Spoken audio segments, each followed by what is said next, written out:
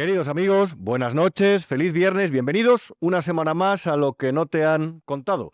Una semana en la que, como verás, Pedro Sánchez ha vuelto a destapar sus armas de artillería y a dispararlas contra los contrapoderes, contra los que considera sus enemigos, pero que en realidad a lo único que se dedican es a auditar su ejercicio de gobierno, mejorable, por supuesto, y desde luego denunciable en tantos y tantos puntos. Fue el pasado miércoles en el Congreso de los Diputados cuando un presidente del gobierno con nombre y apellidos atacó a un medio de comunicación como es The Objective y a un periodista como es Iker Jiménez, también presentador, también dedicado al entretenimiento, pero también periodista, y lo hizo evidentemente por las razones por las que nos lleva atacando a todos los medios de comunicación críticos desde que comenzó la legislatura, porque es un presidente débil, porque es un presidente obsesionado con conservar el poder, que en su intento de que la gente le escuche a él, los ciudadanos todavía convencidos, los de su parroquia, le escuchen sus palabras, a lo que se dedica es básicamente a intentar desacreditar a los pocos periodistas de este país, no tan pocos en realidad, que todavía siguen haciendo su trabajo, que todavía reniegan, han renunciado a beber de la manguera del dinero público y a dejar de alimentarse de los argumentos tóxicos de la mercancía caducada que venden las terminales mediáticas que dependen del gobierno. Ante esos, ante los que no se pliegan a ese tipo de estrategia, el presidente del gobierno tiene una consigna, una estrategia, que es desacreditarlos, tanto él como todos aquellos mamporreros que se prestan a la tarea a diario y que ya directamente disparan contra el resto de los compañeros por el mero hecho de que Sánchez es que ni siquiera lo ordena, porque le conviene y como le conviene al presidente, entienden que a ellos y al país también, cuando todo lo contrario, flaco favor, hacen a España, a la democracia y no digo ya al periodismo. Así se expresaba Pedro Sánchez en la tribuna del Congreso contra la oposición y contra un medio de comunicación. La pena de todo esto, señorías, y es lo que me gustaría también compartir con los ciudadanos que nos estén siguiendo, es que este patrón habitual de desinformación, de generar odio, de bulos, de tratar de dividir a la sociedad, es algo que ya replica el Partido Popular sin ningún tipo de escrúpulo, ¿no? Porque la señora Esther Muñoz, Ana Vázquez, Miguel Tellado, Elías Bendodo, Rafael Hernando, Cayetana Álvarez de Toledo replicaron y reprodujeron los mismos bulos que hizo la ultraderecha durante esas horas tan aciagas. Ahí están sus tweets, dan lecciones de democracia, pero en realidad operan con el mismo registro que Iker Jiménez. Señora Abascal. ¿Y qué pasa donde Iker Jiménez? Pues al que, por cierto, no le conozco de nada y le envío un saludo por la labor que hace a diario periodística, como a tantos compañeros que todavía tienen criterio. A veces nos equivocamos, a veces acertamos, pero por lo menos hay cierto criterio o ciertas maneras de, o cierta voluntad, mejor dicho, de ofrecer al público algo diferente cada día, cada noche. ¿Y qué dice Iker Jiménez? Pues Iker Jiménez básicamente lo que ha hecho es una, no lo llamaría amistad, digamos, ha convencido a Víctor Aldama para que las cosas que tiene que contar, entre otras cosas, las diga allí, en su programa, cosa que desde el punto de vista periodístico es un gran éxito y que parece que al presidente le escuece. Porque a Víctor Aldama, al que llegaron a comparar con el botón sacarino los ministros, después de que hicieran las primeras revelaciones tras salir de la prisión provisional, a Víctor Aldama le han intentado desacreditar, al igual que han hecho con jueces, con periodistas, con todos los enemigos o todas las personas que se interponen en el camino del gobierno.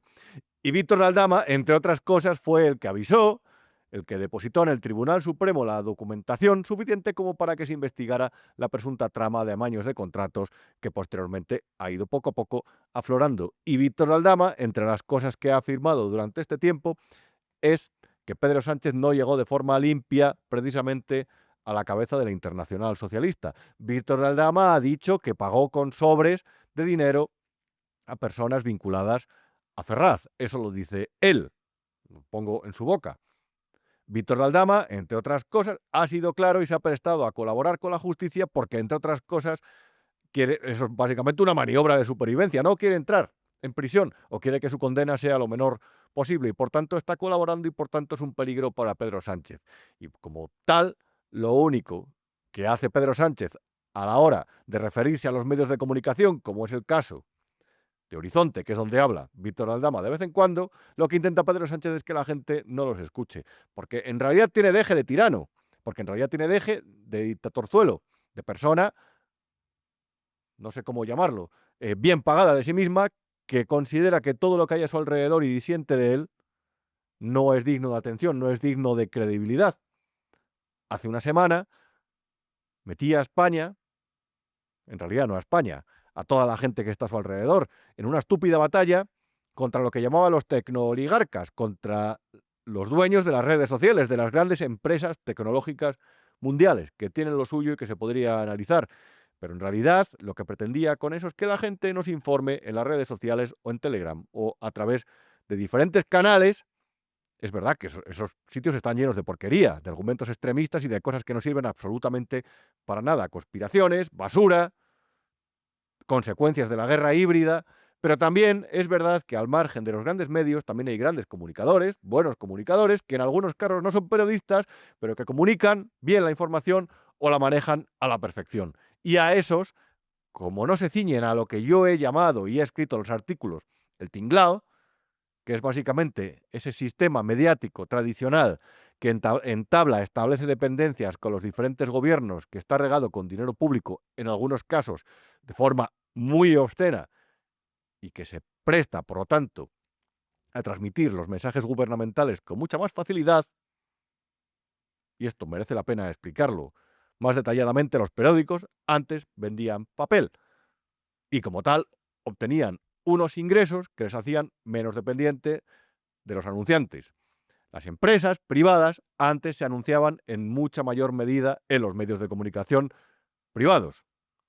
Por lo tanto, esas empresas actualmente, primero, ya no se vende papel, las licencias de televisión cada vez valen menos porque existe esto, YouTube, donde también damos noticias y donde también analizamos la actualidad.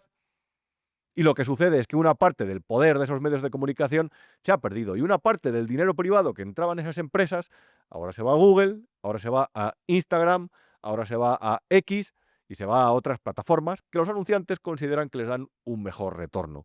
¿Qué ha sucedido con eso?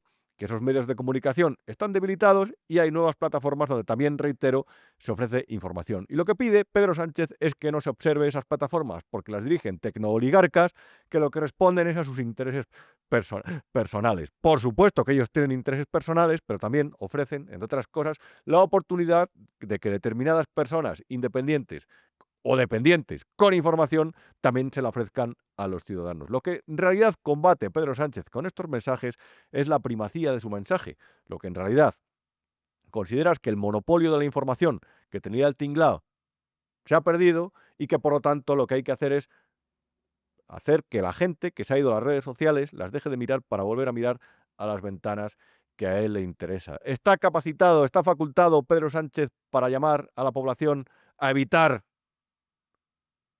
los bulos, a evitar la desinformación? Pedro Sánchez es el gran desinformador de este país. Lo decía un día Juan Luis Cebrián. Parece mentira que ahora los periodistas sean tan malos. Juan Luis Cebrián lo decía, el amigo de Felipe González. Como un editor puede ser amigo de un presidente del gobierno. Pues lo que decía Juan Luis Cebrián ya cuando se desengañó de todo, o cuando dijo que se desengañaba, es que los periodistas de ahora parecían tontos. Porque daban una credibilidad a la fuente oficial que en los tiempos del periodismo de la transición se consideraba irrisoria, de malos periodistas, de vendidos y de mamones. Porque la fuente oficial generalmente miente, oculta información o no dice la verdad. La fuente oficial es la mayor especialista en medias verdades y en tergiversar y manipular, porque entre otras cosas nunca le va a convenir que se publique lo que no quiere que se publique, lo que no quiere que se sepa entre la ciudadanía. ¿Por qué llama Pedro Sánchez a mirar a las fuentes oficiales? Porque es evidente que en cuestiones como la del accidente de Adamuz, su gobierno iba a mentir. Y su gobierno ha mentido. ¿Os acordáis, por ejemplo, de eso que dijo Óscar Puente, el ministro que también da lecciones al resto de periodismo? El ministro que pone motes a periódicos, el ministro que también señala a periodistas. Recordáis, por mentir, dice, ¿recordáis lo que dijo cuando se produjo el accidente de Adamuz y después de intentar echar la culpa a la compañía Irio a través también de terminales mediáticas y de filtrar su ministerio, porque fue su ministerio, o el gobierno, en concreto, el que lo filtró, aquel audio entre el maquinista y el centro de mando, ya cuando se vio que el problema estaba en la vía. ¿Os acordáis cuando intentó decir que se había hecho una renovación integral de la infraestructura ferroviaria y era una completa patraña? ¿A estos hay que mirar? Y también la vía es una vía completamente renovada, es una vía en la que se han invertido 700 millones y en concreto en ese tramo concluyeron los trabajos de sustitución de cambios, de desvíos, etcétera, en el mes de mayo de este año. Este ministro, este gobierno, es el que da lecciones a los demás sobre lo que es verdad y lo que es mentira. Este gobierno, de verdad, este gobierno que ha hecho de la mentira su bandera, este gobierno que para mantenerse en el poder se ha contradicho una y otra vez, este propio ministro, es que no ha parado de dar palos de ciego durante todas estas semanas para intentar salvar la cara y para intentar ocultar la información sobre lo que estaba sucediendo en Adamuz. Óscar Puente. Y se ha querido con eso decir que cuando hemos hablado de una renovación completa o integral hemos mentido. No, quiero aclarar esto. La línea Madrid-Sevilla se ha renovado de manera integral. Intentaron mentir. En primer lugar dijeron que no había que politizar el accidente. Y todos los tertulianos aquel lunes hablaron precisamente de eso. No hay que politizar el accidente, que es lo que han hecho ellos con cada una de las catástrofes que se ha producido en este país desde el Prestige.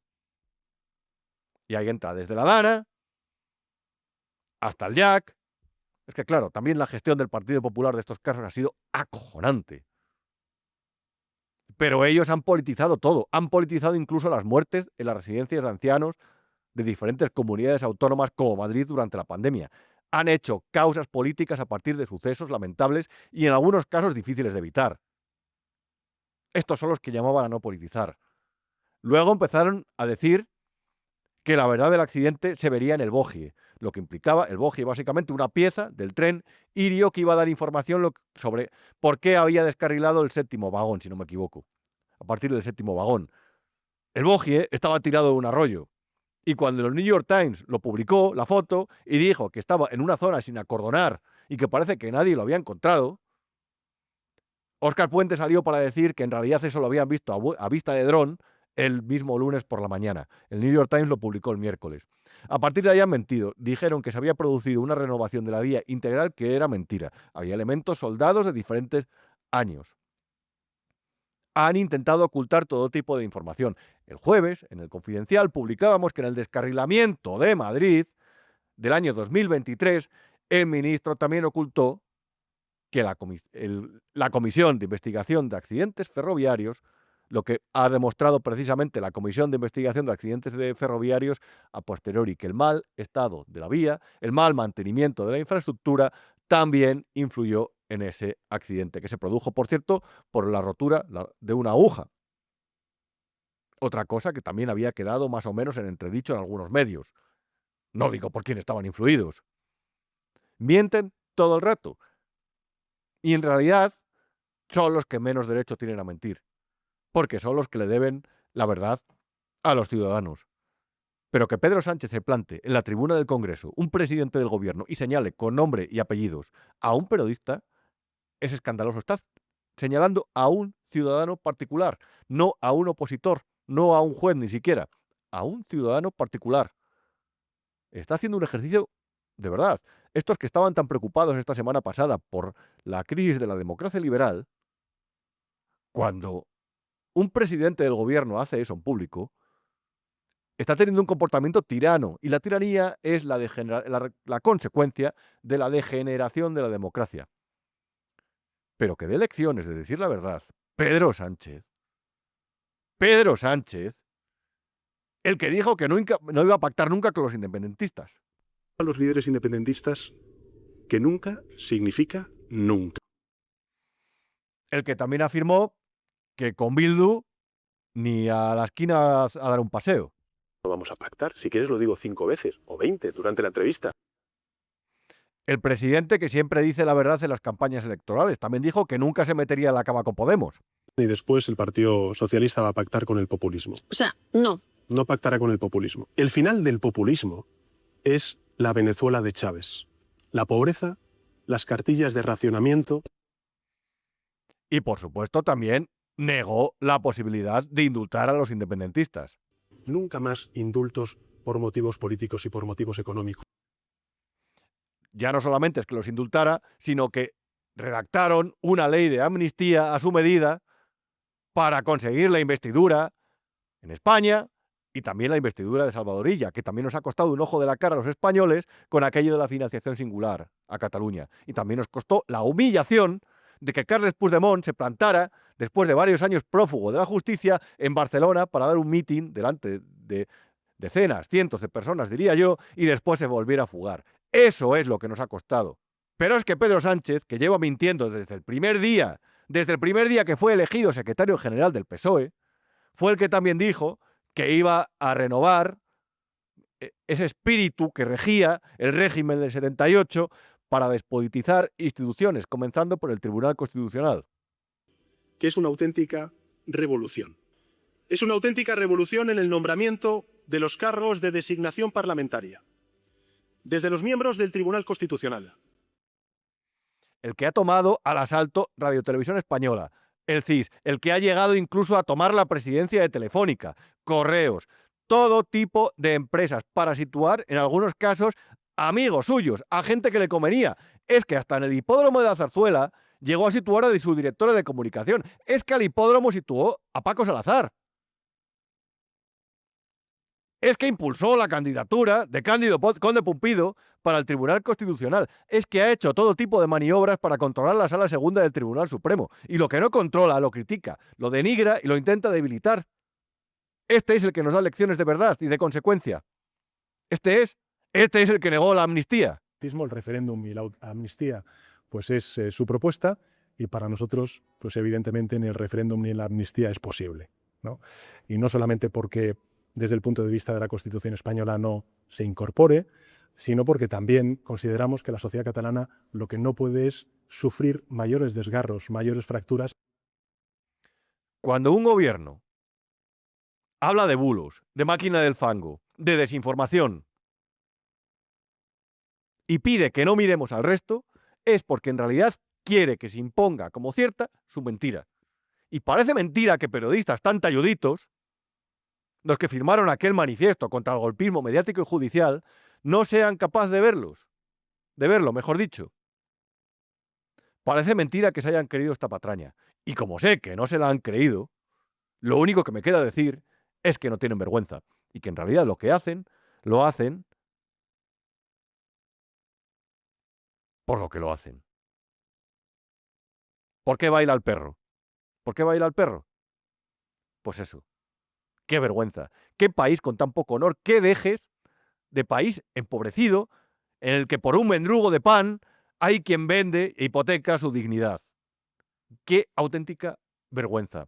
Este gobierno ha hecho la mentira como una parte fundamental de su modus operandi, como su principal herramienta, porque en realidad si dejara de mentir, se caería toda esa argumentación como un castillo de naipes y se vería en realidad que el rey está desnudo, que está alimentado por la actitud de voceros, de periodistas, que evidentemente no es que se crean estas mentiras, porque las detectan igual que nosotros, porque no dudo de su inteligencia, pero que las recitan, renunciando a cualquier tipo de honor profesional y ya como persona. ¿Qué país? Reitero, qué dejes de país empobrecido. Qué costumbres de lugar venido a menos. Qué forma de hipotecar la carrera profesional por un mendrugo de pan. ¿Por qué baila el perro? Pues por eso. Y el problema es que a los ciudadanos que no están dentro del tinglao les hacen comulgar cada día con ruedas de molino. Y reitero, están débiles. El discurso, toda la pompa, toda esta panoplia que interpretan ellos,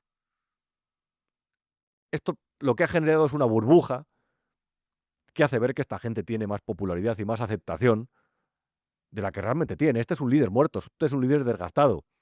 Podrá seguir más años en el poder, entre otras cosas, por su capacidad para mover cosas y la incapacidad de la oposición para ponerse de acuerdo. Pero es alguien desgastado, es alguien que no tiene credibilidad, es alguien que se sabe que es un mentiroso. Y es alguien que necesita rodearse de lo peor, y digo lo peor, de lo que ya nadie se fía, para que le defienda, ha tenido que rascar el fondo del barril, porque la gente con un poco de brillo, con alguna aspiración, no quiere estar a su lado.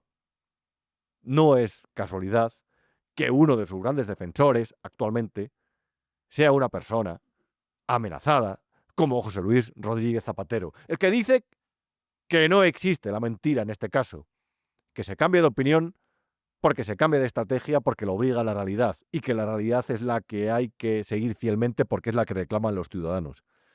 Manda narices, Zapatero. No mintió, cambió de opinión. Mentir es un juicio moral muy grave que se ha usado absolutamente de manera banal e injustificada. Quizá contra Pedro Sánchez como contra ningún otro presidente en esto. Mientras tejen cortinas de humo, señalando a periodistas, señalando incluso a compañeros que han muerto, como hizo el otro día, el jueves por la tarde, Óscar López, cuando culpó al pobre Javier Lambán de una parte de los malos resultados que obtuvieron en Aragón, cuando nos llaman a mirar a los tecnoligarcas, a la última batalla que se inventan en Moncloa para desviar la atención del personal, todo eso, cuando tejen esas cortinas de humo, lo hacen porque no quieren que se mire a los lugares donde es relevante, como por ejemplo a los juzgados. Esta misma semana, un testigo del caso de los hidrocarburos confirmó al juez que llevó a Carmen Pano, que trabajaba para Víctor Aldama en este caso, con una bolsa de dinero hasta Ferraz. Este testigo era el chofer, y ahí aseguró, se llamaba Álvaro Gallego este señor, y ahí aseguró que cuando fue a Ferraz vio bolsas de dinero. Una persona que está investigada no tiene la obligación de decir la verdad ante el juez para defenderse. Un testigo sí que la tiene. Si este señor ha mentido, si ha dado falso testimonio, se puede meter en un gran lío. Y este señor lo que dijo es que llevó a esta señora a Ferraz con una bolsa de dinero y que allá vio más dinero, montones de dinero. ¿Qué hacía ese dinero ahí? ¿Era de papel? ¿Estaba de adorno? ¿Era falso? ¿Qué hacía ese dinero ahí? Desde luego, no me extraña que quieran que miremos a Elon Musk. No me extraña que quieran que miremos al Valle de los Caídos, que miremos al pasado, a la guerra. Episodios que deberían estar completamente superados y deberíamos estar hablando de otra cosa, del futuro de España, de qué queremos ser, cómo queremos superar nuestros problemas, resolverlos, de cómo vamos a sostener el sistema de pensiones, de cómo vamos a hacer que los autónomos y nuestras empresas sean cada vez más competitivas, de cómo vamos a atraer talento. En vez de eso, como son completamente inoperantes en esos casos, y como al final están rodeados de putrefacta corrupción, lo que hacen es que miremos hacia otro lado. Y los periodistas, que en realidad estamos atontados, y me pongo a la cabeza, entramos siempre, picamos siempre en el anzuelo. Y acabamos hablando de lo que ellos quieren para que desviemos también y para que el cabreo se centre, se focalice en otros casos, en otros frentes. También tenemos lo nuestro, también lo tengo yo. Reitero, el chofer dijo que fue a Ferraz y que vio cosas que te podrían helar la sangre. A eso mejor no mirar. A Koldo y a Ábalos, que acudían a los juzgados este jueves, tampoco mejor mirarlos. A Begoña, tampoco. A los rescates de la pandemia, tampoco. A Plus Ultra, tampoco. Hay que mirar a Elon Musk, al de Telegram, al de Instagram. Hay que hablar del Prestige. O a estas alturas, de Carlos Mazón. O de las residencias de la pandemia, de Ayuso. Hay que hablar de lo que les conviene. Porque como la gente prestara más atención a su corrupción, a lo mejor les costaría un poco más seguir en el gobierno.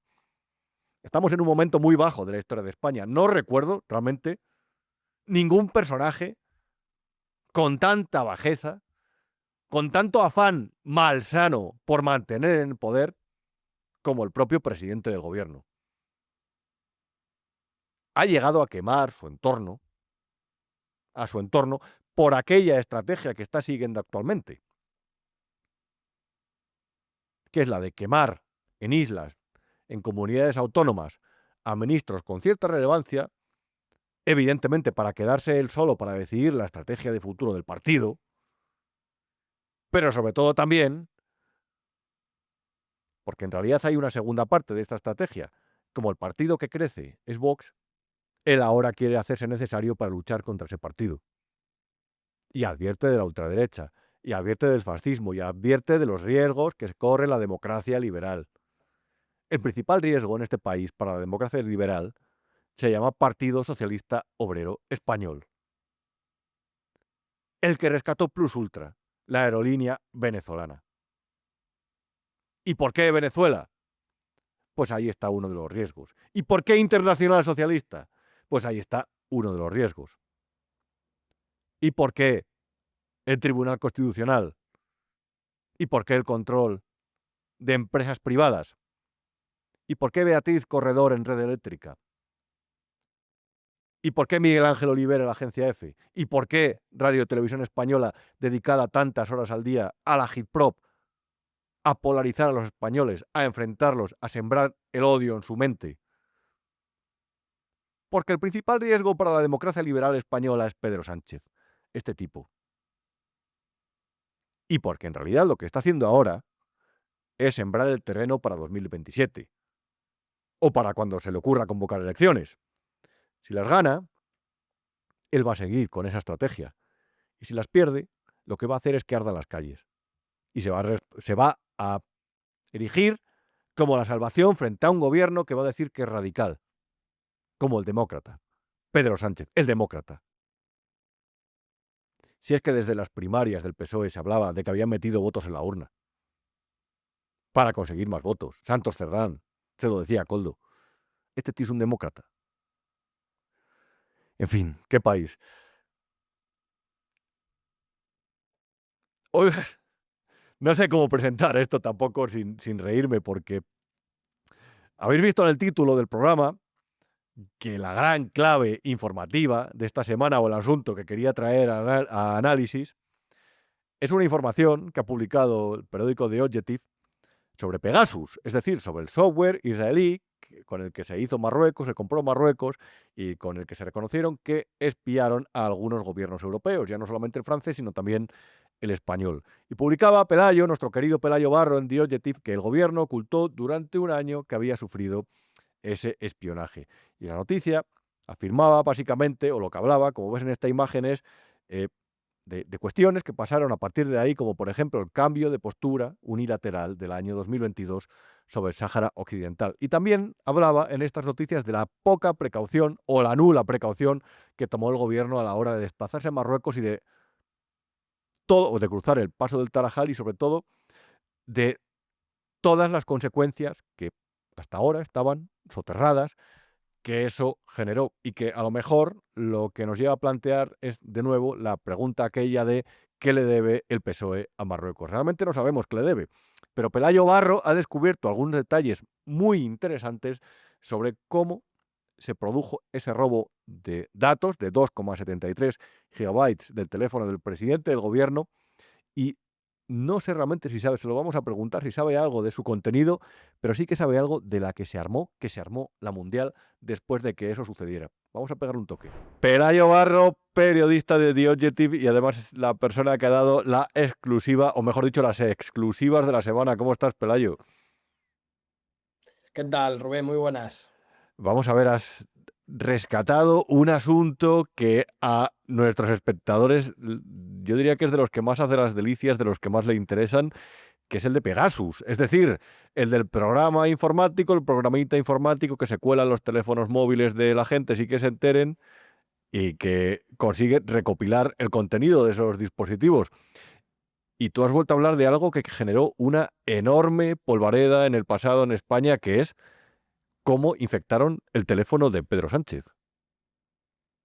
Sí, pues la verdad es que yo esperaba con bastante entusiasmo que llegara ya este momento, porque es verdad que es una cosa que llevo bastante tiempo trabajando y se lleva gestando bastantes meses. Y bueno, pues por fin he visto dar a luz a la criatura, ¿no? A ver cómo acaba este tema, pero bueno, yo creo que sí que es verdad que estamos aportando por lo menos detalles interesantes y desconocidos de este episodio, que bueno, que todos sabemos que el espionaje con Pegasus al móvil de Pedro Sánchez es posiblemente uno de los catalizadores de algunas de las decisiones internacionales más importantes que ha tomado este gobierno en sus 8 años ya en Moncloa, ¿no? Hablabas de, en la información, que todo esto sucedió durante un viaje a Ceuta, en el que no estuvieron especialmente precavidos, ¿verdad? Pues no es que estuvieran especialmente precavidos, es que fue bastante peor. A mí me dicen que fue directamente una chapuza, ¿no? El tema, la cuestión de haber ido a hacerse la foto un día como el 18 de mayo de 2021, ir a hacerse la foto Pedro Sánchez y su ministro Fernando Grande Marlasca a el puesto del Tarajal, es decir, a apenas unos metros de la frontera con Marruecos. En ese momento te tenía como su mayor enemigo, el hombre que había dado asilo a Brahim Gali, que es su realmente mayor enemigo. Y bueno, no solo te plantas en el Tarajal, sino que además sobrevuelas pues el perímetro fronterizo de Marruecos y luego además te vas a Melilla, ¿no? Bueno, esa situación, pues para el equipo de Sánchez supongo que era muy buena, ventajosa para hacerse la foto políticamente, pero la gente de inteligencia, la gente que se ocupa de estas cosas, sabe que Marruecos tiene unos dispositivos, que también tiene España, pero bueno, se llaman IMSI Catchers, son una especie de maletas, para que nos entendamos y no entrar en demasiado detalle, son una especie de maletas con antenas que lo que hacen básicamente es engañar a tu teléfono móvil diciéndole que son una torre de telecomunicaciones, una torre de telefonía móvil, ¿no? Y que puede libremente conectarse ahí y que le ofrecerá red, ¿no? Bueno, lo que le ofrece no es red, sino le ofrece una cobertura falsa y además le ofrece una ventana de oportunidad a Marruecos para detectar que hay una serie de teléfonos móviles, el del presidente, el del ministro y el de algunos de sus más cercanos colaboradores, que en apenas unas horas de margen se encuentran en el paso del Tarajal, se encuentran sobrevolando Ceuta y se encuentran en Melilla. Es decir, saben perfectamente quiénes son esas personas que forman parte de la comitiva presidencial y digamos que con una técnica un poco sofisticada, pues consiguen infectar con Pegasus no solo a Sánchez, sino también a Marlaska y también a algunos de estos colaboradores. Y a partir de verdad es que me parece sorprendente porque esto es todavía más avanzado que las películas de espionaje de James Bond. Eh, de hecho, es una tecnología mucho más puntera. Pero a partir de esas maletas, ellos pueden eh, introducir ese software en el teléfono. Las maletas, el IMSI Catcher, porque a mí me ha costado muchísimo tiempo y muchas horas de explicación que entender un poco cómo era el funcionamiento de todo esto, ¿no? Pero las maletas lo que vienen es un poco a facilitar la identificación de los dispositivos y luego, pues Pegasus viene por otra digamos, otro canal un poco más informático, más digital, ¿no? Pero por lo visto son claves estas maletas, estos IMSI catchers, bueno, que por cierto, son de uso policial, los compra el servicio de inteligencia marroquí a una empresa alemana, pero no está muy claro si se utilizan ese modelo o se utiliza otro, y aquí también hay su cierto morbo, que es la variante militar que la fabrica Elbit Systems, que es una empresa israelí, precisamente la empresa a la que bueno, pues Pedro Sánchez le cancela ese contrato de munición para la Guardia Civil y demás, ¿no? Años más tarde. Qué, qué curioso, pero de verdad, reitero, Pelayo, ¿cómo toman tan pocas o ninguna precaución? Porque ya se conocía entonces la existencia de este software y que unos países y otros estaban haciendo la puñeta con ese tipo de cosas. ¿Cómo toman estas pocas precauciones? Es prácticamente una imprudencia. Sí, bueno, hay que decir en su favor, hay que decir en su favor que sí, que se conocía Pegasus, se conocía infecciones que se habían cometido pues con Mm.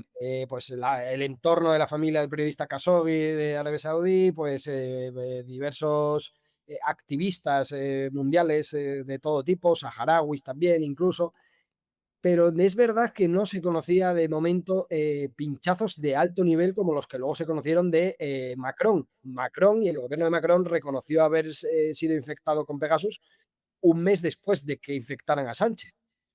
La autoría parece que además era la misma, porque el modus operandi era exactamente igual. Es decir, ahora ya podemos saber que bueno, pues, Marruecos compró un software que utilizó como, en aquel dice, como quien le da una pistola a un mono, ¿no? Porque al final se puso a disparar prácticamente a diestro y siniestro, se puso a disparar a vecinos y se puso a disparar a gobiernos europeos que eran también usuarios y clientes de NSO Group. Por lo tanto, o sea, el, el lío que formó Ramati en este asunto fue interesante. Morrocotudo, vaya.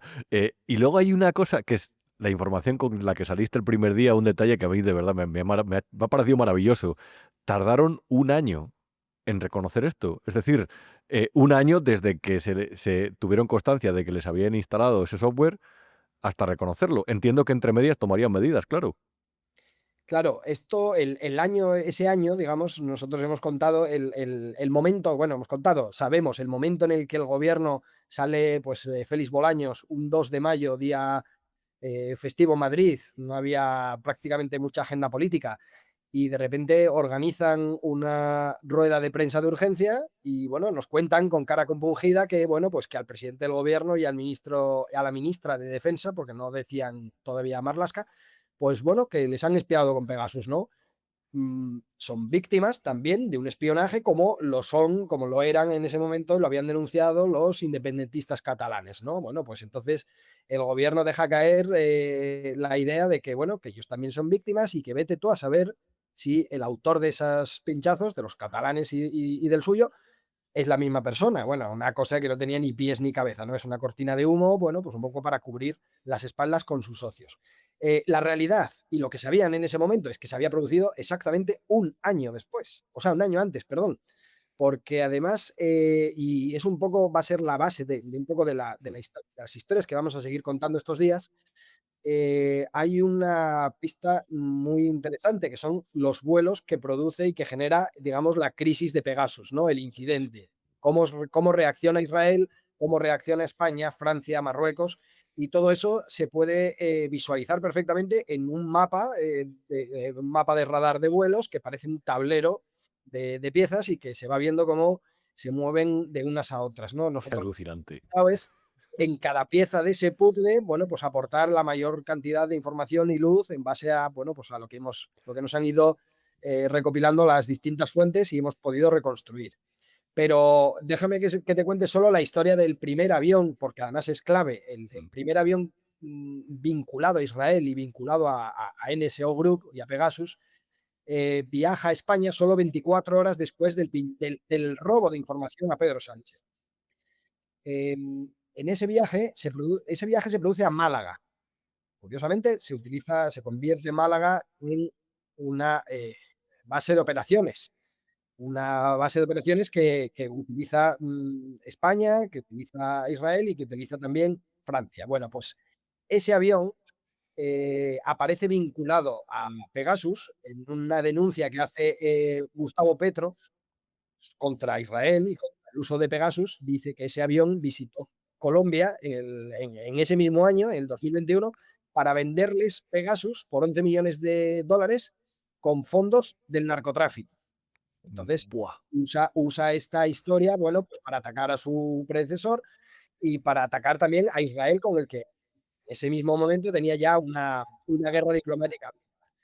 Ese mismo avión que sitúa a Petro en Colombia, ese avión lo sitúa la prensa israelí en el vuelo secreto que realiza Benjamin Netanyahu junto con el jefe del Mossad y junto a Mike Pompeo, secretario de Estado de Donald Trump, un vuelo secreto que realizan entre Tel Aviv y Riyadh para ir a reunirse con el rey Salman y, bueno, pues negociar el reconocimiento de Israel y negociar una serie de acuerdos estratégicos entre Israel y Arabia Saudí. Es un vuelo absolutamente Buah. secreto.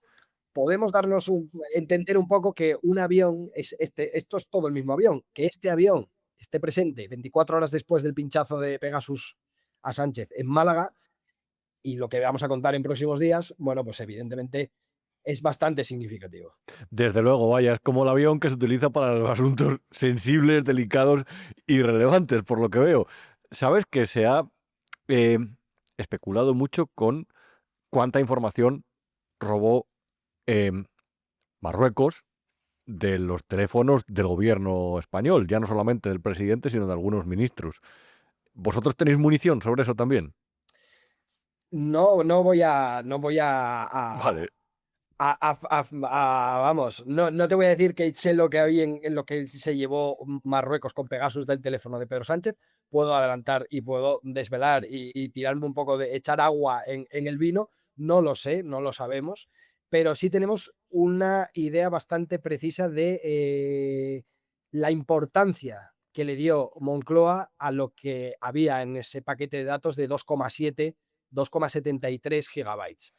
Y lo sabemos precisamente porque la reacción fue en días posteriores, conforme ese equipo de contención enviado por Israel empezó a trabajar con sus contrapartes españoles y se empezó un poco a vislumbrar qué es lo que había pasado y el alcance de lo que había pasado.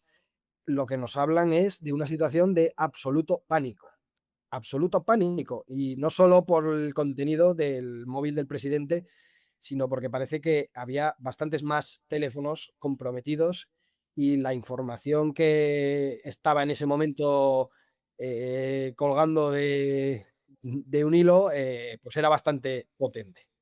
Sí, claro, pero hay algo, y también lo citabas en una de las informaciones, Pelayo, que llama la atención. Esto es una acción hostil, muy hostil, por parte del gobierno de Rabat hacia el gobierno de España. Es la típica acción de alguien a quien consideras tu enemigo, de quien desconfías. Es un ataque de guerra híbrida, vamos a llamarlo así. Pero Total. llama la atención que en 2021, después de que todo esto sucediera, España accediera a cambiar su posición sobre el Sáhara. Efectivamente, de hecho, prácticamente un año después del pinchazo, un poco antes, en marzo del 22, es cuando se produce ese giro inesperado, un giro que no se comunica ni a la oposición, ni al Congreso, ni siquiera a sus propios socios de gobierno, que tenían una postura muy proclive hacia el tema saharaui. No se les informa a Podemos, no se le informa a Pablo Iglesias de absolutamente nada. Es decir, a Pablo Iglesias ya no, que sí, que ya se había ido en ese momento, pero bueno, a Podemos. Es una decisión que toma Pedro Sánchez de manera tan unilateral que es que ni siquiera es él quien la comunica. Hay que recordar que con una carta firmada por Pedro Sánchez la comunica Marruecos, la carta. O sea, la carta de un presidente, pues es que después de muchísimos años, de décadas, de una postura común sobre el Sáhara, una cuestión en la que prácticamente no había pelea en España, ¿no? Siempre, bueno, pues era una apuesta porque el Sáhara pudiera votar su futuro y demás. Bueno, pues resulta que de la noche a la mañana, sin avisar a sus socios de gobierno, ni a la oposición ni al Congreso, Pedro Sánchez decide dinamitar todo ese consenso y optar pues por la vía radicalmente contraria a la que había mantenido España, ¿no? Bueno, pues efectivamente algo pasa entre medias, y nosotros tenemos cierta información y sobre todo hitos temporales y hitos y ubicaciones concretas en las que pasan cosas que derivan en lo que luego conocemos, es esa bajada de pantalones con Marruecos sobre el Sáhara. Qué bueno, además he visto que has citado la información múltiples medios, dentro y fuera de España, que has triunfado. Y una cosa para terminar, Pelayo, porque también has publicado esta semana algo, de verdad, hemos hablado ya de este caso con anterioridad, tiene que ver con Plus Ultra, tiene que ver con la actividad de Zapatero. Y, joder, después de que empezaron a salir informaciones relacionadas con la actividad de Zapatero, Plus Ultra, etcétera, empezaron a liquidar sociedades, empezaron a borrar pruebas, ¿cómo es esto? Sí, bueno, además es que ya no es solo que estén liquidando pruebas, porque están liquidando sociedades. O sea, están pues seguramente empresas que estaban metidas en el ajo y por las que se movió bastante dinero. Creemos y sospechamos todos, por desgracia, que dinero público, además de nuestros bolsillos. Bueno, pues estas empresas, estos vehículos que la gente se monta para llevárselo crudo, pues han empezado a desaparecer. Y algunos, por ejemplo, uno de las que contábamos en The Objective esta semana, solo 24 horas antes de que agentes de la UDEF entraran en Plus Ultra. Es decir, o sea, qué casualidad, ¿no? Que parece ya volvemos otra vez de nuevo a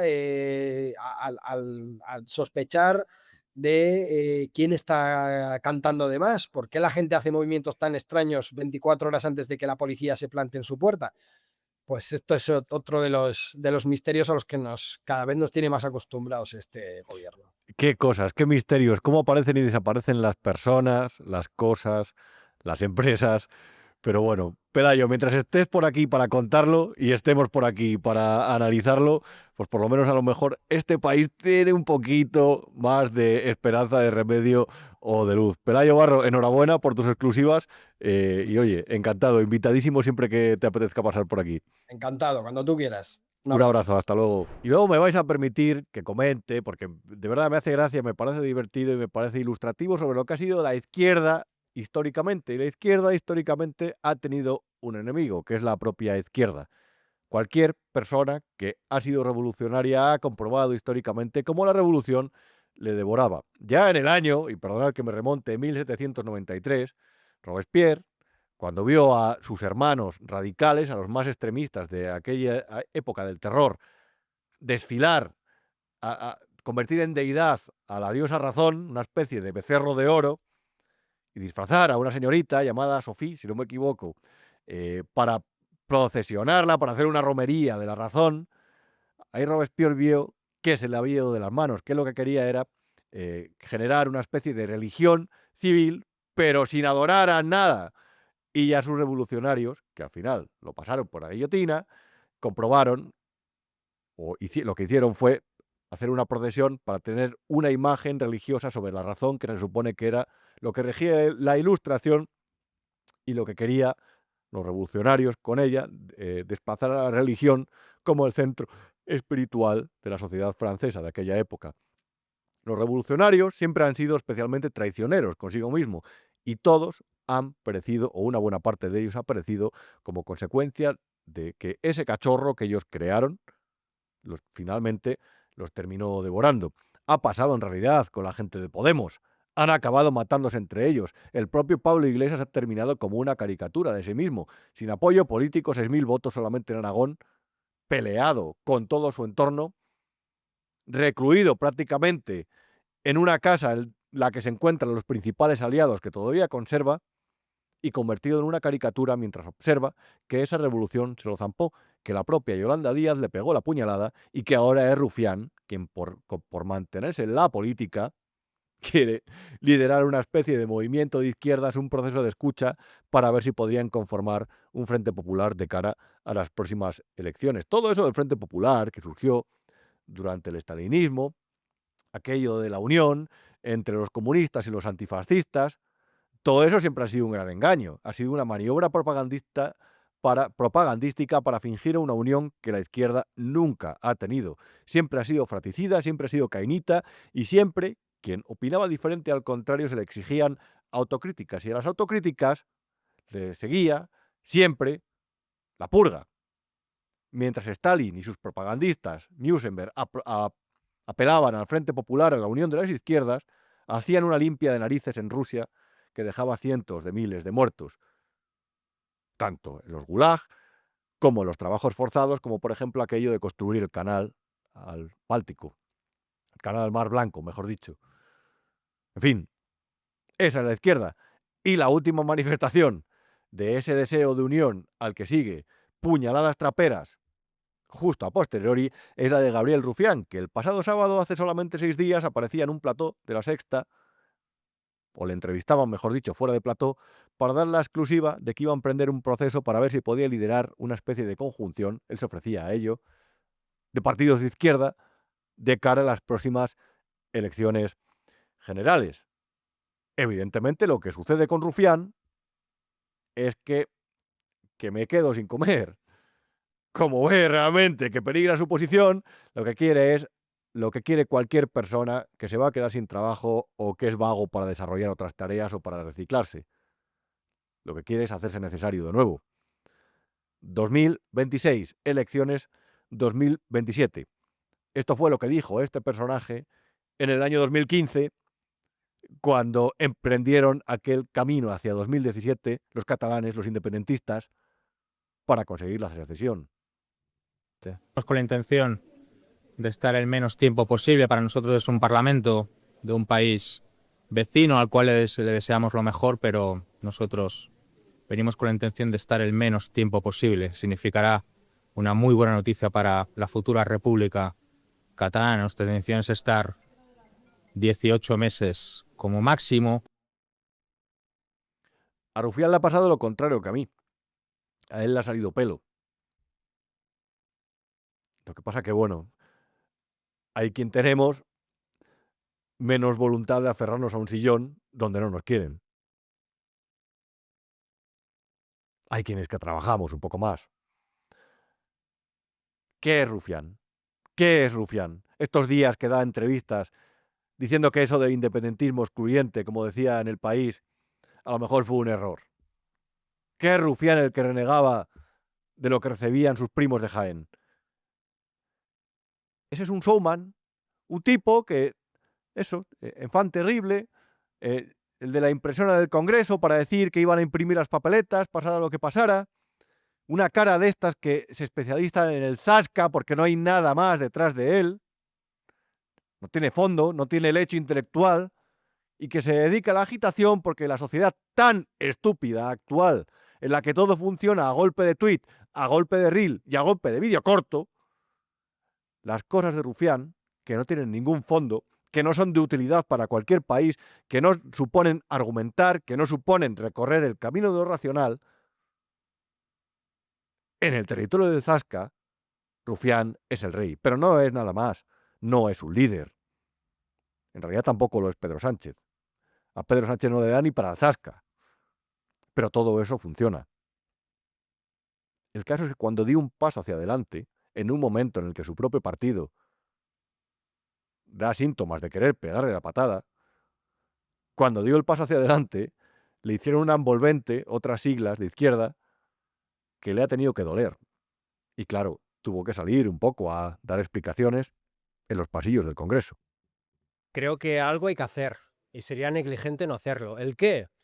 Se lo dejo a gente que es muchísimo más inteligente que yo y sobre todo que manda más que yo. Al final yo lo que digo es algo que creo humildemente que está en la calle.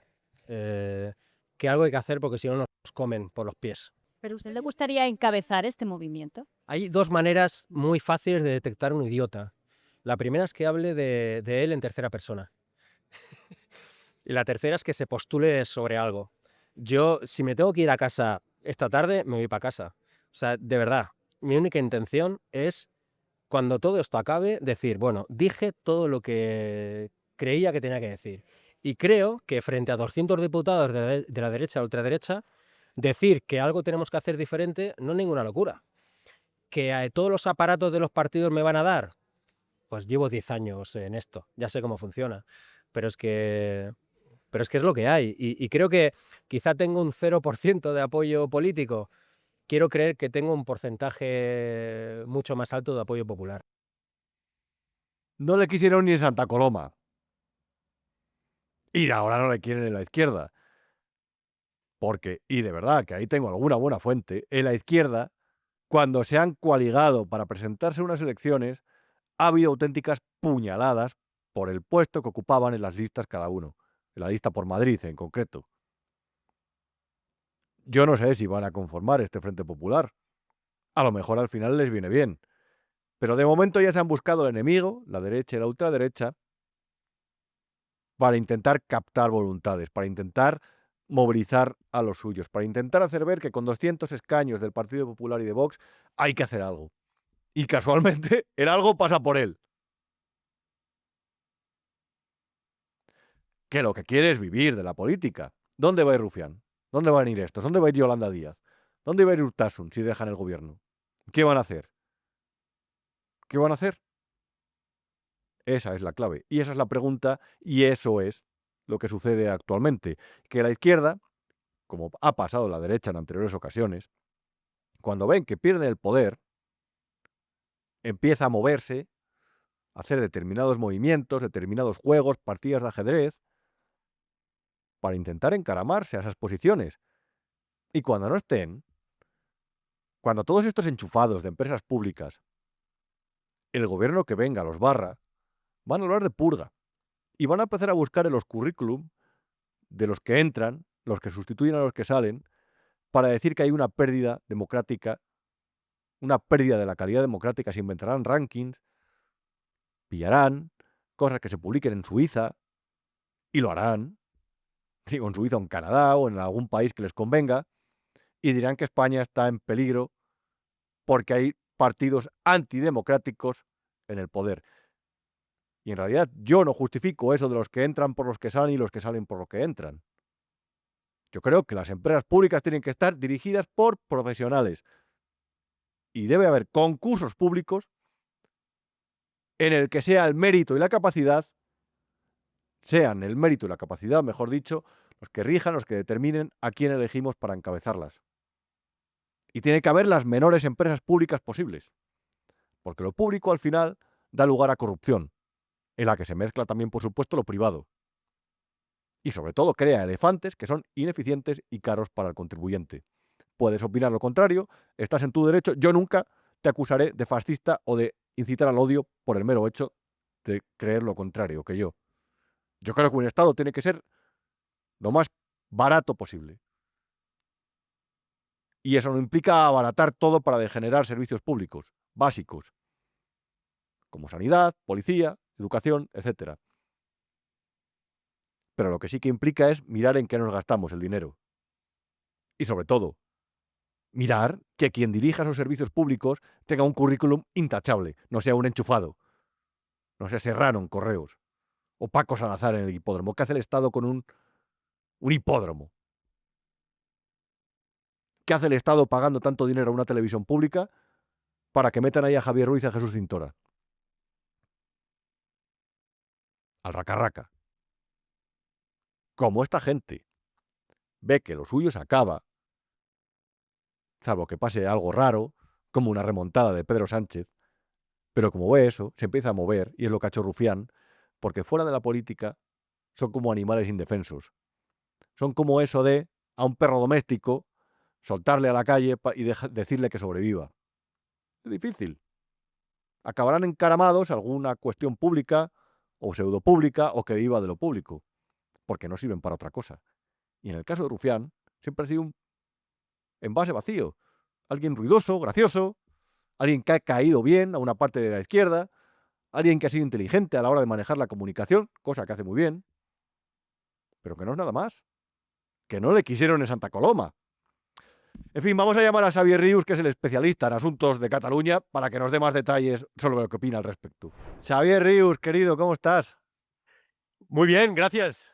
Iba a Alerta hacerlo por también como viento. tú, pero te lo dije la última vez, o sea que voy a cambiar un poco. No, pero oye, alerta por viento, ¿todo bien? Sí, sí, sí. Bueno, ha habido aquí desperfectos importantes. Llevamos una racha, ¿no? El viento, las rodalías, etcétera, etcétera. Todavía la Pero de lluvia. Galicia catalana.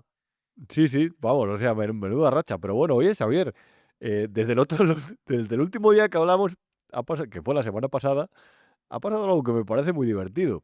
Y te digo divertido porque me parece divertido de verdad. Básicamente te lo explico así. Ha llegado Rufián, ha sacado la cabeza y le han hecho así. ¡Bum! Le han metido una somanta de palos desde que ha asomado. ¿Qué está pasando ahí en Esquerra Republicana para que Rufián de repente haga esta maniobra de supervivencia? Bueno, yo creo que es básicamente él quiere continuar en Madrid, claro, que se vive muy bien. Es que es una salida personal. Yo creo que él ve que el tema de Esquerra, él en Esquerra, hombre, empieza a estar quemado porque el otro día vi que había hecho 44 años, ¿no? De los cuales, ¿cuántos lleva en Madrid? Lleva 10 más o menos, ¿no?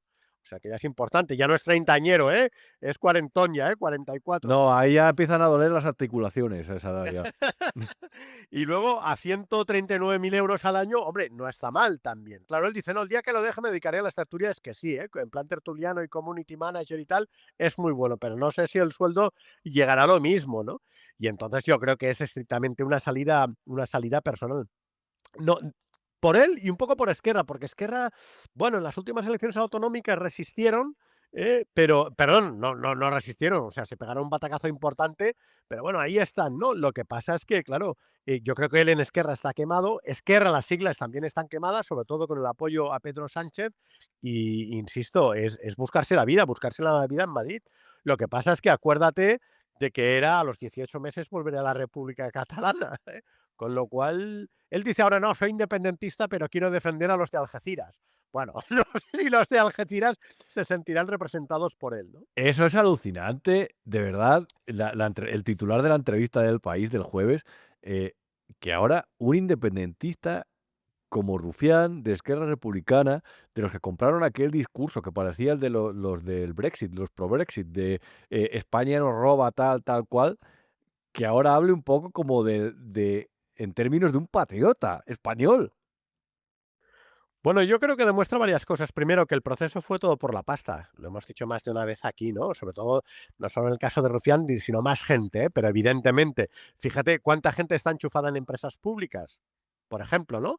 Incluso Junts ha roto, pero los suyos continúan enchufados, ¿no? No sé, el antiguo director general de los Mossos, por ejemplo, ¿no? Que era uno ahí también, estaba en Twitter contra España y tal, ahí todos en consejos de administración, televisión española, empresas públicas y tal, ¿no?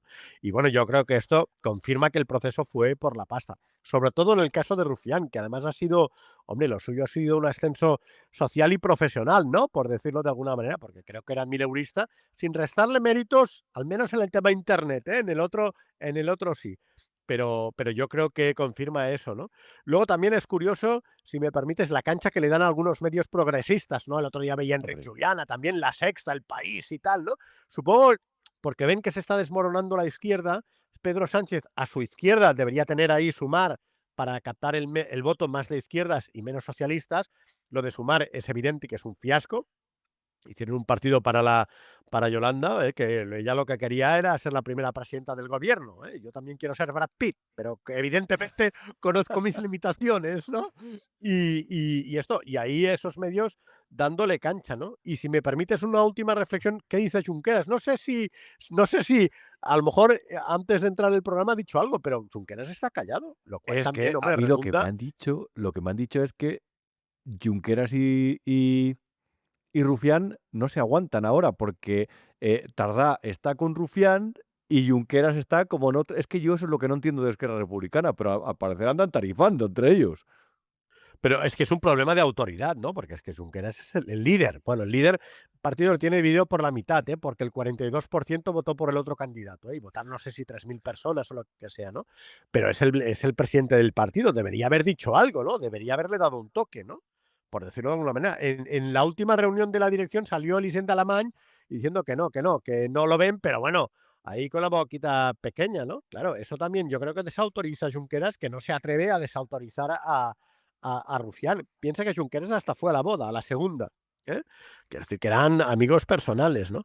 Y en todo caso, insisto, de todas maneras, lo que más de esto es la búsqueda de una salida personal para Rufián, que, bueno, este era teóricamente, yo nunca me he creído que fuese independentista, era una opción profesional, ¿no? Debió decir, en su época debía decir que tengo más futuro, hacerme de Podemos o hacerme de Esquerra. Bueno, pues de Esquerra, ¿no? Aquello a ver si votamos, o a ver si conseguimos el voto charnego y esas cosas, ¿no? Por decirlo de alguna manera, ¿no? Pero es eso, ¿no? Yo creo que qué triste, ¿no? Qué vergüenza. Y además eso, que le den coba, ¿no? Porque te das cuenta que es, bueno, que yo quiero seguir, quiero quedarme en Madrid, se vive muy bien y de esto, ¿no?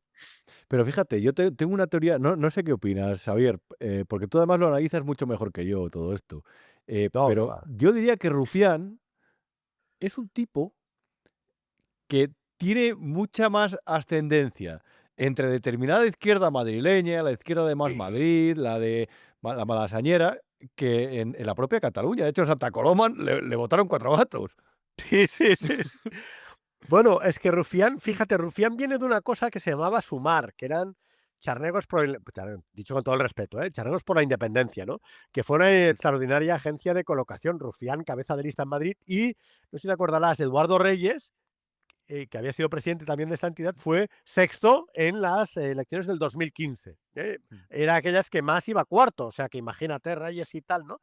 Ah. Y eso fue una agencia de colocación impresionante, ¿no? Lo que pasa es que cuando Esquerra ficha a Rufián, la idea era que yo el área metropolitana, que siempre había sido socialista y tal, ¿no?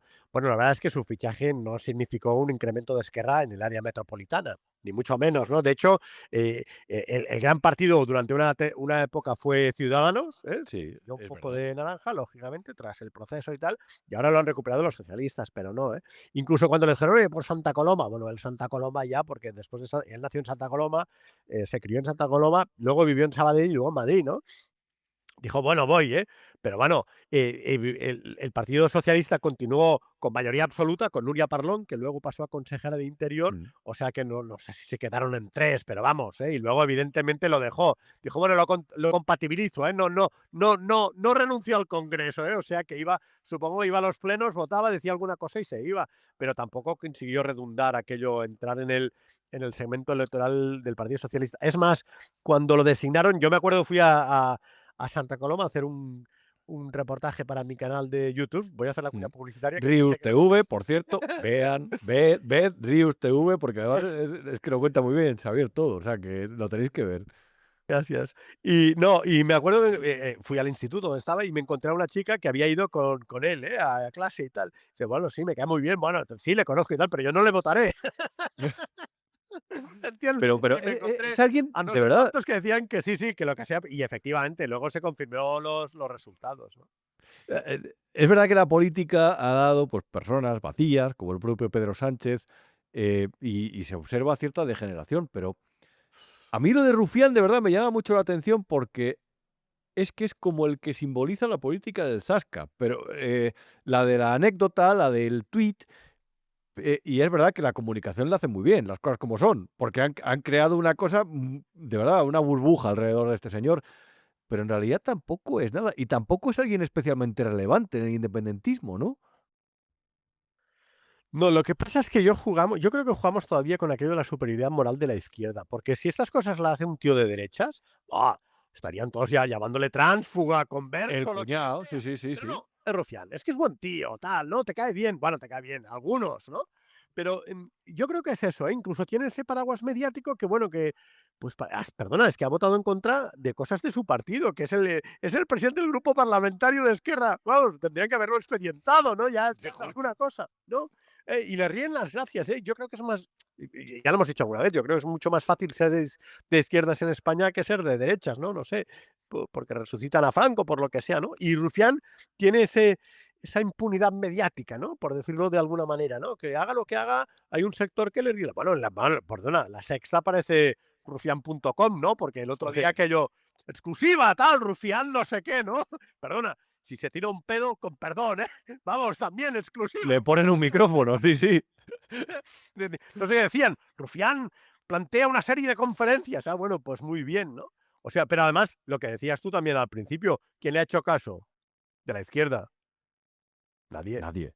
Bueno, De es Podemos que no. es que ha sido maravilloso, es decir, le han pegado una serie de puñaladas por un lado y por otro, que es verdad que han sido un poco todas sotoboche, pero aquí ha dicho cada uno: "No, oye, que yo que también quiero mi parte del pastel, que a qué me voy a dedicar yo también".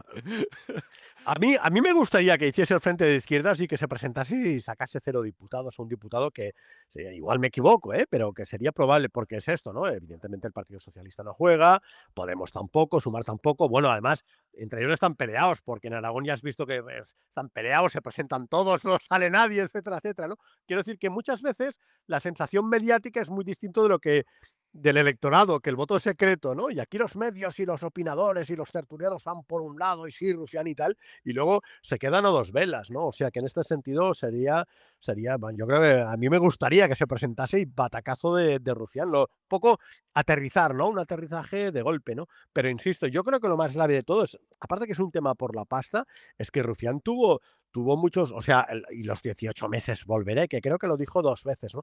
Pero acuérdate ese tuit que siempre se le ha reprochado, y luego él, pues yo leí hace años una entrevista en El Mundo, decía, bueno, sí, el de las famosas 155 monedas de plata. Es verdad, muy bien, muy buena Eso, memoria. claro, eso equiparaba a Puigdemont a Judas, ¿eh? Y yo creo que fue fundamental en que Puigdemont tiró para adelante.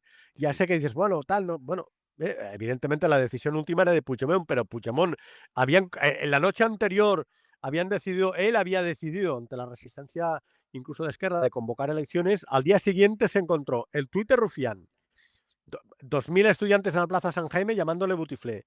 Y luego tweets de otros dirigentes de Convergencia, Toni Castellà, que está ahora también con Puigdemont, de Jordi Cuminal, de Albert Batalla, de Titón Laïlla, diputados jóvenes de Convergencia, diciendo que bueno, que dimitían, que ya está bien, que no sé qué. Pero yo creo que el de Rufián fue definitivo. Insisto, la última decisión evidentemente era de Puigdemont. Lo que pasa es que Puigdemont venía mucho de las redes y tal, y enseguida y tal, ¿no? Y ahí ese tuit fue muy duro. Y yo creo que en parte desencadenó el proceso. Sí. El 155, el proceso ya estaba en marcha, ¿no? Pero en vez de convocar elecciones, el otro se arruga, este le mete caña, tal, y ¡pam!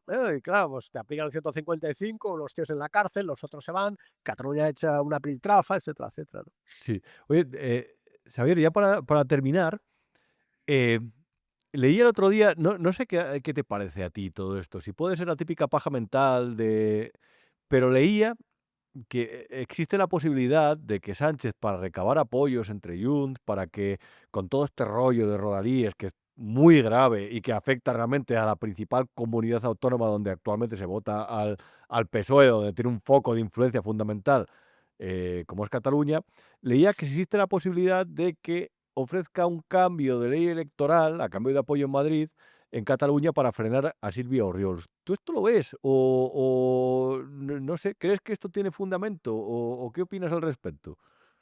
Sí, también lo he leído. Son capaces. Son capaces. Lo cual, porque claro, aquí están siempre con el pacto contra el fascismo y tal, que el fascismo son los Orriols, no son los otros, ¿no? O sea, incluso ayer jueves hubo una agresión a unos de Vox con pintura y tal, ¿no? Pero eso, no, eso, etcétera, ¿Cómo ¿no? era lo que decía Torra de que el castellano lo equiparaba con una bestia que tenía el Sí, las bestias carroñeras y esas cosas, ¿no? Yo creo, hombre, castellano, vamos, además en castellano. Yo creo que sería aquello una cacicada absoluta, ¿no? Pero primero, hombre, con Sánchez cualquier cosa es posible, ¿entiendes? Porque claro, lo que hablamos la última semana hablábamos de la regularización es como la amnistía, son 7 votos, o de Podemos o de Junts. En este caso, bueno, para conseguir los votos de Junts necesito los de Podemos la regularización de 500.000 personas, o sea, los meto a todos y ya está, es un tema táctico, ¿no? O sea que, pero imagínate cómo quedará España, ¿no? Pero bueno, y ya no te digo Cataluña, porque claro, aquí el porcentaje de inmigración es alto, ¿no? Yo creo que en este caso, bueno, con Sánchez, como te decía, todo es posible. Lo que pasa es que, si me permites otra reflexión, aquí decían, això va de democracia, con el proceso decían, esto va de democracia, ¿te acuerdas? Sí. A mí, ellos son los demócratas. Con lo cual, cuando decían esto, quería decir que todos los que éramos críticos, escépticos, tibios, moderados, o cuestionábamos el proceso, claro, si no éramos demócratas, ¿qué éramos? Somos unos fascistas. Claro, estás del otro lado. Bueno, pues estos decían lo mismo, y yo lo he sufrido, porque a mí, como sabes, bueno, no quiero hablar de mí, pero a mí, como sabes, me vetaron en el gobierno catalán, les gané el TSJC y ahora me han vetado en el Parlamento. Lo tengo también en el TSJC. Pero lo hacen estos mismos que decían això va de democracia. O sea, que elecciones de democracia menos. Pero por eso también te digo que, bueno, que son capaces, lo cual confirmaría una cosa que también hemos hablado aquí alguna vez. Falta tiempo para las elecciones, las sensaciones no es un resultado electoral, pero bueno, parece ser que Silvia Orriols va disparada. Yo creo que en las últimas sesiones de control tampoco no ha estado muy ahí metiendo el dedo en el ojo. Hizo algún comentario sobre ella en el tema salud y tal, que yo no hubiera hecho, pero es evidente que tiene un colchón electoral que va a ser al menos ahora, insisto, falta de un terremoto, ¿no? Un temblor en la política catalana, sobre todo por Junts y por Esquerra. De hecho, Claro. toda la actuación de Junts y Esquerra va por esto, ¿no? Y los del PSC viven en otro mundo, ¿no? Porque en la sesión del Parlamento, claro, nadie se atreve a decirle a Sánchez, oye, ¿dónde vas regularizando 500.000 inmigrantes ilegales? De momento son ilegales. El otro día salían por TV3, luego se quejan del catalán, pero es que ninguno no hablaba, no es que ni catalán ni castellano, es que solo hablaban inglés. Claro, todos eran pakistaníes. O sea, les van a dar ya, pues eso, el permiso de residencia, ¿no? Eso. Y el PSC diciendo, no, es para dignificar los derechos humanos. que liga un poco con lo que te decía de democracia y de superioridad moral. Claro, si es esto lo hacen por los pobres y por los derechos humanos, los que estamos en contra o criticamos y tal, pues no tenemos sentimientos, no estamos a favor de los derechos humanos, etcétera, ¿no? O sea, siempre va al mismo sitio, ¿no? Sí, justo, es puro Musenberg realmente, pero bueno, siempre pillan a gente para que interprete esos papeles. En fin, Xavier, Rius TV, de verdad, o sea, ahí, lo que aparece ahí en la chaqueta de Xavier, el nombre de su canal de YouTube, que os recomiendo encarecidamente, que además sabes que soy seguidor y que yo estoy seguro que a la audiencia de este programa le va a encantar. Xavier, de verdad, un placer por atendernos una semana más. Lamento una vez más no haberte aclarado nada, pero es que yo no soy No, psiquiatra, vamos, te lo digo de siempre. verdad, Tú insistes en llamarme, pero esto es otra cosa. Mira, hiciste una intervención que fue brillante, el primer episodio de la temporada, sobre el fenómeno Oriols, y yo creo que esta ha sido la que más me ha gustado después de esa, porque ha estado muy bien y porque, de verdad, yo creo que has dado varias claves a la audiencia que seguro que le van a gustar. Y ahora, de verdad, lo único que queda es, Xavier, de verdad, por fin se va a ir un poco la lluvia este fin de semana. Que disfrutes y que tomes un poco el sol, que de verdad estamos pálidos. Gracias, adiós. Y la última sección del programa, El pueblo es sabio, que sabéis que es la que elaboramos en el canal de Telegram. Lo que no te han contado, aquí pondrá Iván el rotulito, como siempre. Sabéis que esta sección es vuestra y que esta semana, los que hayáis estado atentos al grupo, los que no os animo a uniros, somos ya 1500 aproximadamente, planteaba una pregunta, y es la relacionada con vuestra opinión sobre las negociaciones para formar gobiernos en Aragón y en Extremadura y en el futuro, en España, del Partido Popular y de Vox. Os preguntaba de una forma libre, es decir, ¿qué opináis con respecto a cuál debería ser la política del Partido Popular, la de Vox, si deberían primar los intereses de cada partido, si debería realmente llegar a un acuerdo de investidura, si debería entrar Vox en los gobiernos o no, o si debería el Partido Popular dejar gobernar a Vox con ellos o hacerlo en solitario mediante algún apoyo? Es decir, no sé, como es un tema tan controvertido y como sé que, porque he leído los comentarios, nos hemos llevado algún palo con tertulios, todos los palos son bienvenidos cuando son justificados y cuando no, es vuestra opinión, yo no la voy a cuestionar ni me voy a hacer la víctima. Y el primer comentario de Inmaculada Gómez García, lo que decía, es increíble que las derechas sigan tirándose puñales a estas alturas. En mi modesta opinión, el PP debería bajarse los humos e intentar llegar a un acuerdo con Vox, aunque para eso haya que cambiar el candidato pepero. Menuda parrafada soltó la chica con lo de no travestirse de Vox cuando su partido está travestido del PSOE. Esto, la verdad, no sé muy bien, no estaba yo al tanto de esta cuestión. Carmen C. decía, es urgente y necesario que estos dos partidos se pongan de acuerdo para revertir en lo posible las políticas nefastas llevadas a cabo por el gobierno. Hay que vencer a esta izquierda tan extrema a base de hechos y no de palabras, ya que en el relato la izquierda es especialista. Chema decía, no puede haber pactos porque no les interesa entre el Partido Popular y Vox, porque no les interesa compartir el poder. Se llaman subvenciones por votos, cargos, etc. Además, todos los políticos son obtusos, no miran por los demás. Ese pueblo que deben ayudar a gestionar y gobernar por el bien común no les importa menos que mirar por su partido y por sus colegas. Raquel S.A. decía, opino que tanto en Extremadura como en Aragón la gente eligió quien gobierna. Creo que la señora del Partido Popular, se refiere a María Guardiola, debería bajar esos humos y llegar a un acuerdo con Vox. Y en el caso del señor Feijóo, ponerla en su sitio y si no quiere nuevas elecciones, si no quiere ir a nuevas elecciones. Algo que, por cierto, y es verdad, Raquel, le vendría muy bien a Pedro Sánchez. Sinceramente me da la sensación de que aquí todo el mundo está muy cómodo en su posición y no veo intención de cambio. Javi decía, si no pasan la motosierra cuando alcancen el poder, se diluirán como un azucarillo. Solo tienen una bala y lo saben. Solo queda que se entiendan entre los dos. Juan Antonio decía, todas las opciones que propones son posibles. Solo hay una a evitar y que sería destructivo. Un acuerdo entre el PP y el PSOE. Vox y el PP deben llegar a acuerdos, a pactos que permitan la gobernabilidad en cada autonomía sin necesidad de apoyos de terceros. La forma es lo menos importante. Para mí no está claro que a Vox le interese formar parte de los gobiernos.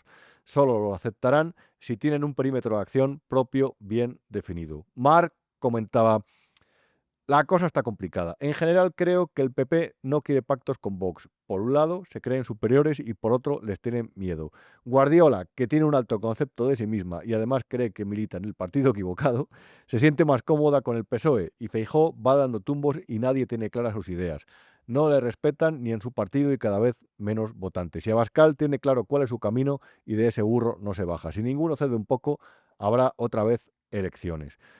María José Marín Carrión decía, es increíble que a estas alturas no tengan claro lo que tienen que hacer, que es pactar lo esencial y dejar las puñeteras diferencias para después de terminar con el sanchismo. No lo tuvieron claro en 2023 y ahora tampoco. No nos escuchan y vamos a tener Sánchez para rato. AM decía, desde el punto de vista de Vox, probablemente piensan que entrar en gobiernos autonómicos es hacerse el harakiri con el desgaste que eso implica. Y Abascal yo creo que está pensando en 2027 y en el precedente de 2023 a la vez. Está muy bien vender el interés nacional, pero ningún político está por encima de sacrificar un poquito a los ciudadanos con tal de tocar moqueta presidencial. Sacrificarse, entiendo que quiere decir. Paseante dice, desde mi punto de vista, lo que estamos viendo no es una negociación, sino un ejercicio de autodestrucción política. Al dilatar los acuerdos y airear sus diferencias en estas dos regiones, el PP y Vox están quemando las naves antes de tiempo. Como todo se entiende en clave nacional, Sánchez, que es un experto en capitalizar la fragmentación ajena, aprovechará esa debilidad para reforzar su mensaje, que es el de o yo o el caos. Sombrerero decía, si realmente hubiese intención de tumbar el sanchismo, se convocarían manifestaciones masivas en toda España para todos los fines de semana hasta que caiga Pedro. Y eso no se hace. Pino Real, este es el número 12. Desde Extremadura, mi opinión es que ambos deberían llegar a un acuerdo de gobierno lo antes posible. La parálisis legislativa en la que nos vemos abocados los ciudadanos por culpa del tacticismo y del nulo sentido del deber de los políticos es inadmisible.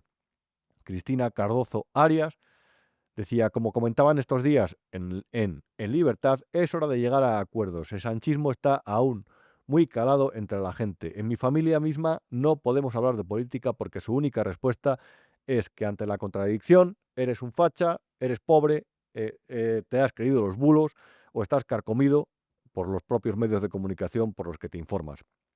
Y Jorge decía, evidentemente los dos partidos, Partido Popular y Vox, deberían entenderse. Es su responsabilidad. Debería ser con un acuerdo al menos para los presupuestos, porque sin presupuestos no hay política. Lo demás, que cada uno siga con la suya. Necesitamos una estabilidad política en la derecha. María Ángeles, hoy veis que he metido a mucha gente, porque me habéis hecho muchos comentarios. Estoy muy agradecido, la verdad. María Ángeles lo que decía es, sería preciso un cambio de mentalidad en la política cobarde de la derecha. Habría que unirse para luchar y echar al felón. Y después ya se verá. Esto no va de derechas ni de izquierdas y no lo quieren entender. Y por último, Nieves decía, el Partido Popular y Vox deben gobernar conjuntamente. Cada uno tendrá que ceder algo y si Guardiola y el de Aragón no están de acuerdo, mano dura, que intervenga Feijóo y ponga orden. Los votantes de Vox han hablado, no se les puede despreciar y han de ser correspondidos. En fin, amigos, estos son vuestros mensajes. Muchas gracias, como cada semana. La verdad es que esta semana habéis escrito muchos con diferentes puntos de vista. He intentado recoger un poco todos, por lo menos para transmitir el sentir común sobre este tema, que es interesante, en el que hay discrepancias, en el que hay polémica, pero que por lo menos espero que todos los acuerdos o todo lo que suceda sea por el bien de España y por el bienestar de los ciudadanos, en realidad, porque al final del día, cuando terminamos de trabajar, cuando cruzamos la puerta de casa, lo único que queremos es estar tranquilos y ser felices, que no nos toquen las narices ni nos digan lo que tenemos que hacer. En fin, hasta aquí el programa de esta semana, la edición número 75 de Lo que no te han contado. Seguimos en Big One Media, sabes que tienes programación durante todo el fin de semana, que el lunes vuelve en Libertad y que nosotros el viernes que viene estaremos por aquí una semana más en Lo que no te han contado. Dicen, por fin, que en algunas zonas de España este fin de semana, especialmente el domingo, deja de llover. La verdad es que ya es hora que salga el sol, que nos dé un respiro, que podamos salir a pasear, a despejarnos, a dar un paseo, a reponer las reservas de vitamina D y a ser un poco felices, eso, con un poco de calor, de sol y con menos lluvia, que ya ha llovido suficiente y ya tenemos para beber y regar el campo. Gracias, amigos, feliz fin de semana, buenas noches y hasta el viernes que viene. Chao.